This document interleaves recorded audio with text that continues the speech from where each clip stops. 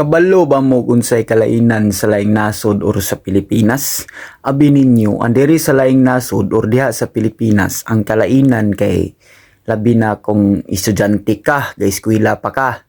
Nya, diri ang estudyante diri basta maedad na nag-18, nagsige pa nag-eskwela mo graduate tayo na ang kalainan ana kay andiri sa laing nasod, labi na diri sa Japan no.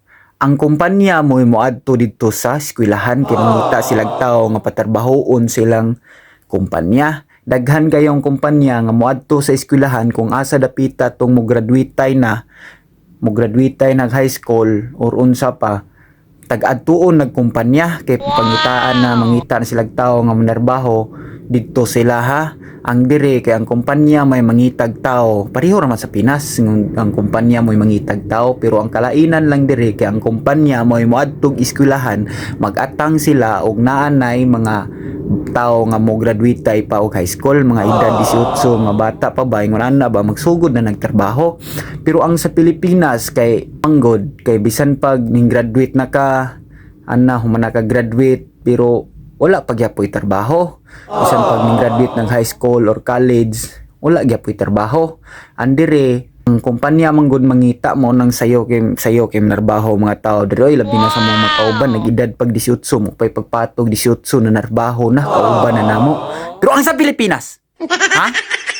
Ang sa Pilipinas kabalo mo? Maunay kalainan. Kay ang sa Pilipinas, bisan pag ning graduate nag high school, ning graduate nag college, inig pang-apply ang nagtrabaho, pangitaan pag-experience, puta, mao pagani ning graduate, maupay pag-graduate og high school, maupay pag-graduate og high school or high college, unsa pa nang giskwelahan, pangitaan nag-experience, nganong ingon ana man na, ha? Nganong ingon ana ng kumpanya diha, nganong ingon ana, ning apply gani na kay maupay pag-graduate, pangitaan nag-experience og pila ka tuig na narbaho og asa dapit na narbaho, ha? Naminaw ka, maupay pag-graduate ha, maupay pag-graduate, nangitag trabaho nga makasulod pero gipangitaag experience asa mang utok ana, ha? Asang utok. Mao nangita ka nagtrabaho kay maupay pag-graduate, kasabot mo ng istorya nga graduate, maupay paghuman og eskwela ba. Pero nganong pangitaag experience kung mga apply og trabaho.